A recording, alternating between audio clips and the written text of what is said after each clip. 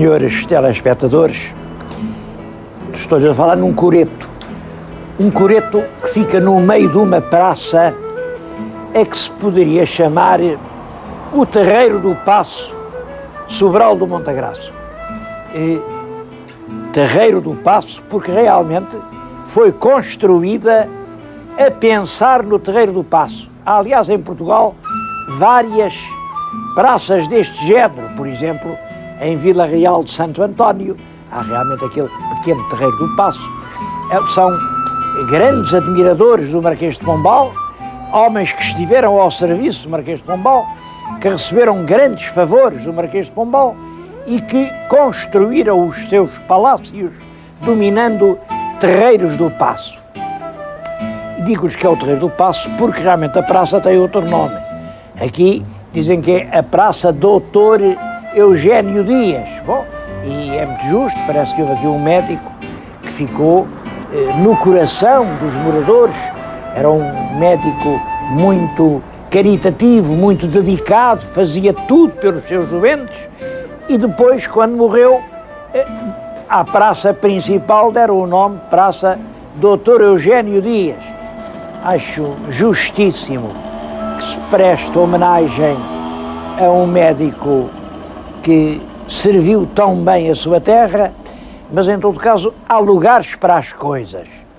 Esta praça é construída em homenagem ao Marquês de Pombal e um benfeitor local aqui está de facto, de certo modo, a perturbar a história. E é essa história, a curiosa história de Sobral do Montagraço, que hoje lhes vou contar. Bem, pensem na expressão Sobral de Montagraço. Portanto, Sobral é um lugar onde certamente havia sobreiros e junto do monte é que se chamou Monte Agraço. Agraço significa áspero, um monte amargo, onde a vida não seria muito agradável, o Monte Agraço. Mas foi realmente nesse monte que a história da Terra começou.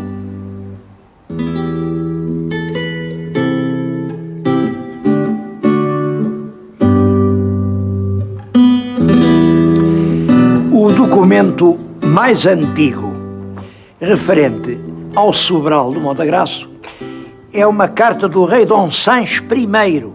Esse rei, em 1186, deu o reguengo quer dizer terra que pertence ao rei, terra régia, deu o reguengo do Sobral ao bispo de Évora. No século XII, portanto, isto eram terras, pertenciam ao rei, e o rei entrega isto para, enfim, dar o rendimento à diocese de Évora.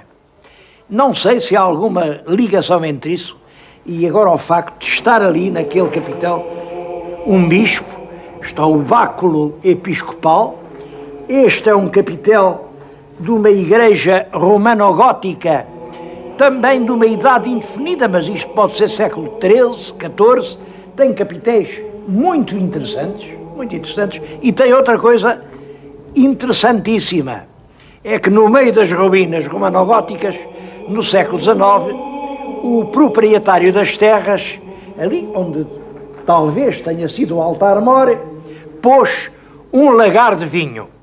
Lá estão as pedras para onde escorria o sumo do vinho, e lá está, enfim, ainda a grande pedra da vara do lagar. Eles estão agora, enfim, a restaurar este templo até certo ponto e parece que vão retirar o lagar, porque acham que o lagar não tem nada a ver com o altar-mor. Eu tenho pena porque realmente o monumento chegou a nós assim mesmo. Velhas ruínas que vêm do tempo dela rei Dom Sancho e que, depois da Revolução Industrial, servem para fazer um lagar de produção de vinho.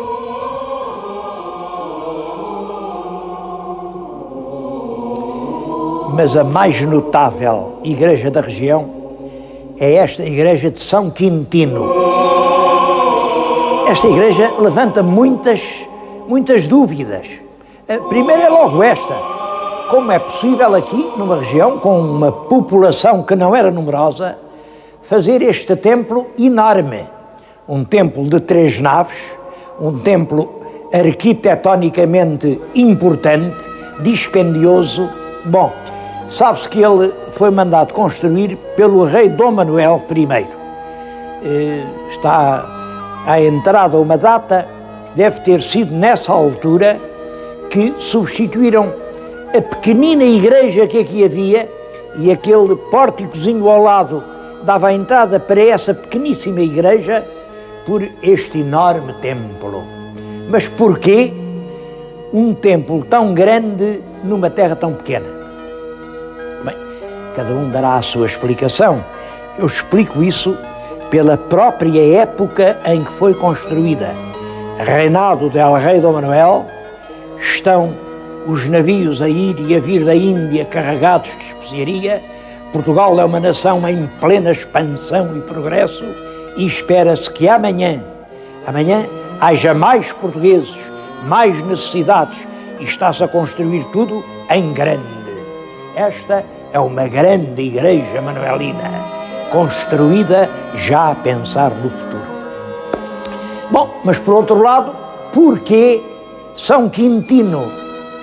São Quintino é um santo, não é português, não tem mais nenhuma igreja em Portugal. Isto é que é curioso, mais nenhuma. Esta é a única igreja de São Quintino. São Quintino é um santo francês, do norte da França, da região da Amiens, que foi martirizado. Depois, o culto dele é importante ali no século X, XI. Ora, isto aqui é tudo mais moderno, mesmo a igrejinha antiga é mais moderna. É muito possível que nas relações de Portugal com o norte da Europa tenha vindo uma imagem de São Quintino e que lhe tenham dedicado um templo. Ou então, quem sabe, se a primeira póvoa feita pelo rei Dom Sancho não terá sido com esses guerreiros que vinham à cruzada lá dessas regiões do norte da França, com eles o culto de São Quintino. Eu não sei, são hipóteses que não estão resolvidas. O certo é que hoje, aqui na região, continua viva a devoção do São Quintino, e vem aqui muita gente cheia de fé rezar a São Quintino, que parece que é um santo especialmente protetor dos que têm doenças na cabeça. Há até uma tradição ingênua, que é esta. Está aqui o que dizem que era um barrete, uma cópia, naturalmente, do barrete do São Quintino. E as pessoas enfiam isto na cabeça doente, ou na cabeça que dói, e dizem que com este facto têm melhoras prodigiosas. Claro que são crenças populares, ingênuas, que vêm de longe. Reparem como é estranho que o culto de um santo martirizado em França, nos inícios do cristianismo, continue vivo aqui nesta igreja num confim da Extremadura.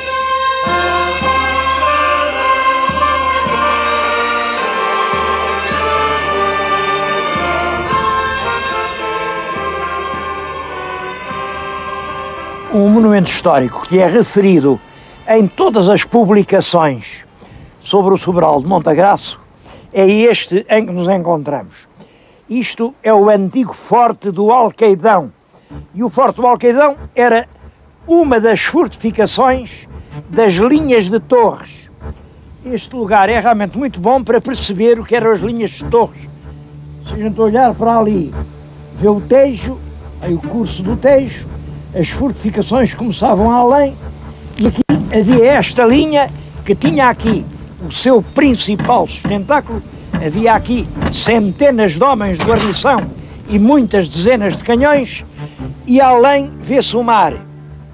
É claro, esta linha de fortificações destinava-se a impedir o avanço do exército francês sobre Lisboa. E isto funcionou. A terceira invasão vinha comandada por um general de grande prestígio, que era o Macena, o filho querido da Vitória. Chegou realmente diante das linhas, não conseguiu atravessá-las, estacou e isso livrou Lisboa da invasão estrangeira. Para comemorar esse facto, a nossa engenharia militar mandou fazer aqui um monumento singelo, mas realmente bonito e instrutivo. Isto é o marco geodésico, mandaram rodear o marco geodésico de uma plataforma para olhar e uma cinta de azulejos de onde se vêem todos os fortins à volta e todo o horizonte. O norte, o sul, o oeste e o oeste. Tudo isso estava representado em azulejos que foram desenhados para isso, mas que hoje estão como veem, estão feitos em pedaços. Nós conseguimos ganhar essa batalha contra a invasão francesa, mas ainda não ganhamos a batalha contra a buçalidade, a rudeza, a incultura, o analfabetismo, o terrível nível cultural de uma boa parte da nossa população.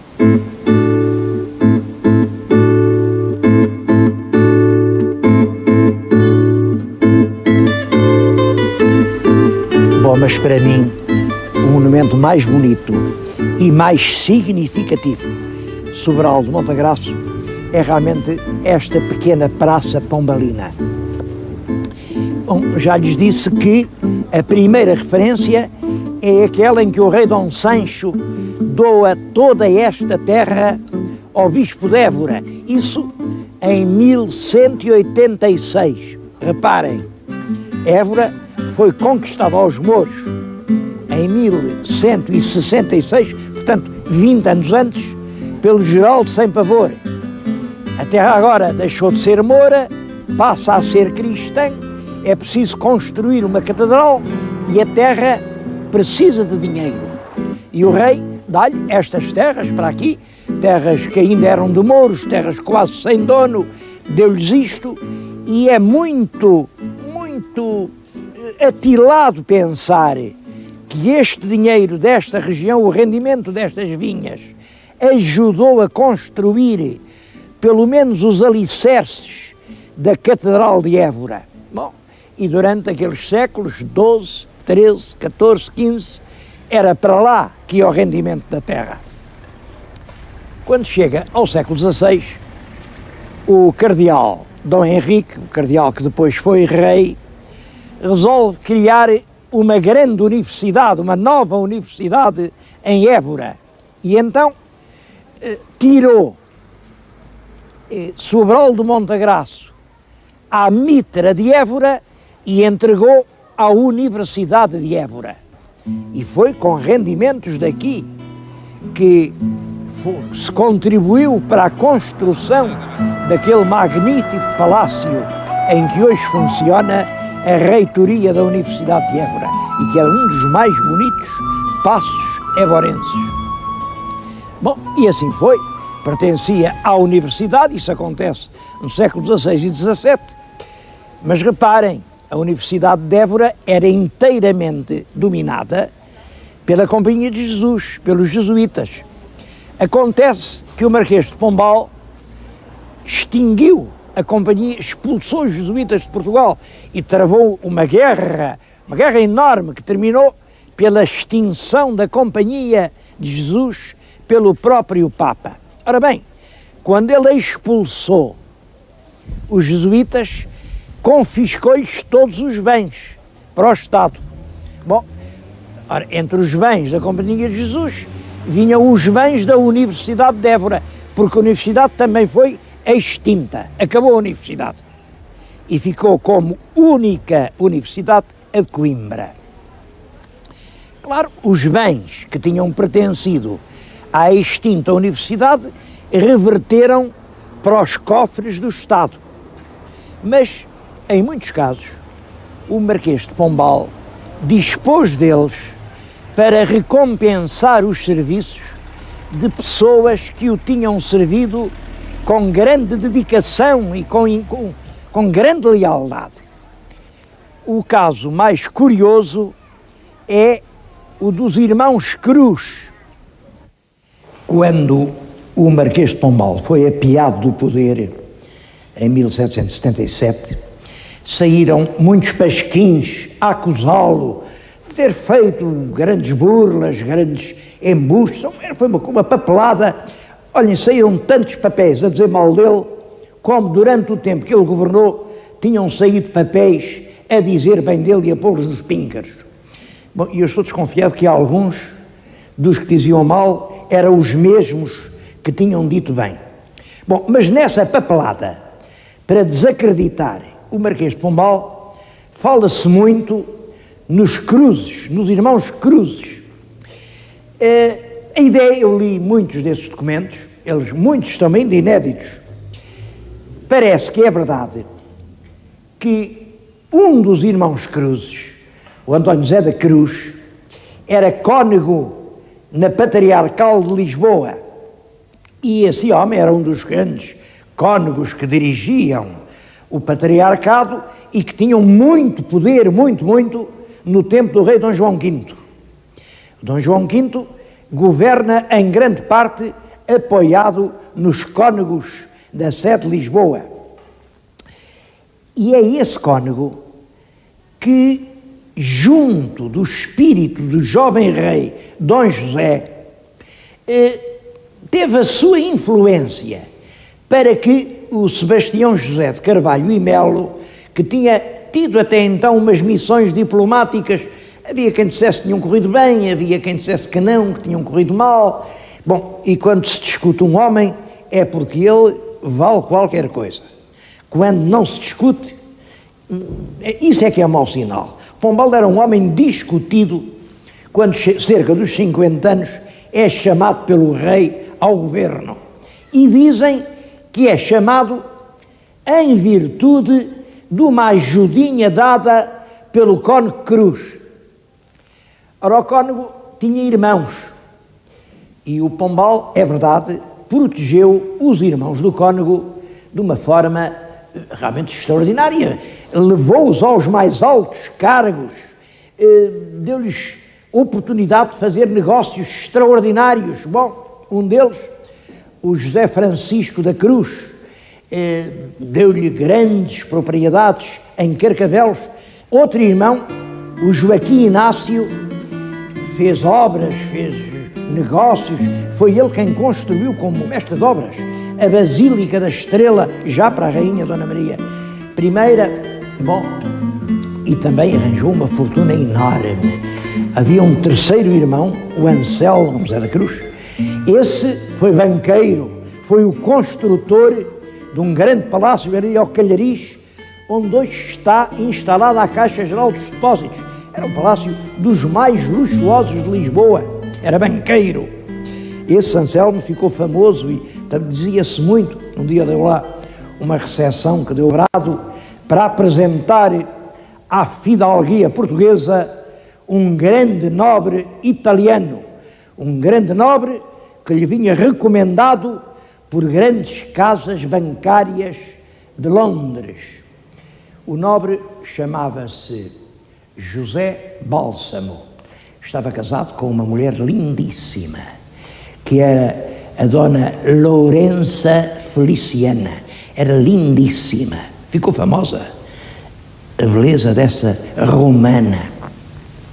E diziam as más línguas, que o Anselmo José da Cruz não foi insensível a tanta beldade. Pelo contrário, foi muito sensível. E andou com milhões. Nessa festa ele apresentou o José Bálsamo aos fidalgos de Lisboa, mas estava lá o Pinamanique, aquele terrível intendente da polícia. E o Pinamanique tinha um faro especial e quando o cumprimenta diz para os amigos: não sei porquê, esta cara não cheira bem. A verdade é que o grande fidalgo italiano, pouco depois, foge de Lisboa, ele ainda passa por Londres, dá umas voltas no mundo, ele já tinha estado em tantos sítios, ele já tinha sido embaixador, conde, marquês, duque, grão-mestre de maçonarias que ele inventava, porque nunca foi grão-mestre de coisa nenhuma, naturalmente, grande médico, tinha vendido uma data de vezes o elixir da longa vida, portanto uma receita que confere a imortalidade. A gente dava uns dinheiros, recebia aquilo e nunca mais morria. Ele sabia o segredo da pedra filosofal, transmutava todos os metais em ouro. Foi ele o tal do colar da rainha. Era um burlão famoso em todo o mundo. Quando finalmente em Roma, a polícia deu-lhe a mão, prendeu, isso já é, olhem, foi no ano da Revolução Francesa, em 1789. O famoso burlão foi preso, julgado, condenado à morte, mas, enfim, os antigos admiradores ainda lhe valeram e lá comutaram a pena de morte numa prisão perpétua e ele veio morrer poucos anos depois, ainda no século XVIII, mas já nos anos 90 e tantos, nos subterrâneos de um castelo perto de Roma. É o famoso conde de Cagliostro. Era assim que ele se apresentava, pelo menos numa das encarnações que ele teve, dizia ao conde de Cagliostro. Apresentava-se, era um homem com muito talento, ele tinha sido praticante de farmácia. Ele nasceu em Palermo, era um siciliano, nasceu em Palermo. Trabalhou numa farmácia em pequeno, lá aprendeu a misturar umas drogas, a fazer umas receitas, depois foi ao Egito, esteve na Arábia, enfim, e aqui e ali aprendeu todas as artes da burla e é um dos mais famosos burlões de que a história conserva lembrança. Esse homem foi apresentado à nobreza de Lisboa no Palácio do Calhariz pelo Anselmo José da Cruz. Bom, mas isto não quer dizer que o próprio Anselmo não fosse uma pessoa de bem. Era banqueiro, homem de grandes negócios. E o que diziam os pasquins é que ao talento e à habilidade e à fidelidade dos irmãos Cruzes devia ao Marquês de Pombal, em boa parte, aquela grande fortuna que conseguiu acumular, porque ele esteve no governo 20 anos, e construiu, por exemplo, o Palácio de Oeiras. Ali no Palácio de Oeiras estão investidos, eu sei lá, estão investidos o dinheiro que ele ganhou como ministro naqueles 20 anos não chegava nem para fazer uma pequena parte daquele palácio. Portanto, ele tinha grandes rendimentos, cuja origem a história continua a ignorar e que vinham desses grandes negócios, dessas operações que eram feitas na sombra por alguns fiéis servidores. Ora bem, um desses fiéis servidores foi realmente o Joaquim Inácio da Cruz. Está aqui junto de mim, reparem, está com o hábito de Cristo, já está condecorado, e em 1771 o Marquês de Pombal, o rei, é claro que é o rei Dom José, é sempre o rei quem faz tudo, mas todos sabem que por detrás da sombra do rei está o músculo enérgico do Marquês. O rei faz tudo, mas claro que não faz nada que o Marquês não queira.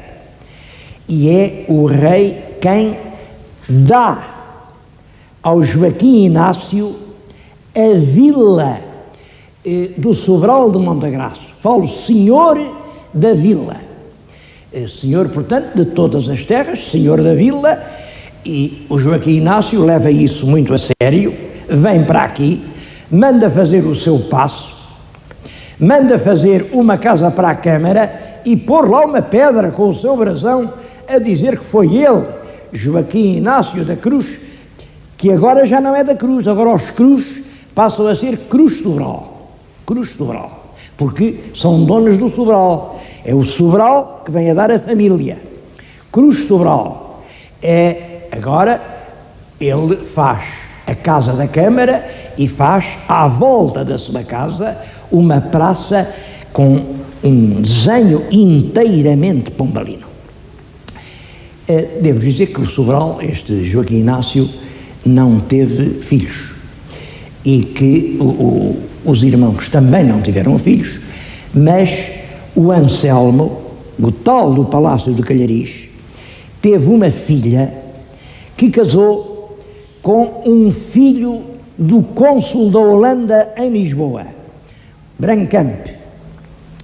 Desse casamento, esse rapaz tinha muitas qualidades e recebeu uma herança, a Vila do Sobral, e depois foi feito Barão do Sobral, e depois Visconde do Sobral, e depois a família recebeu o título de Condes do Sobral.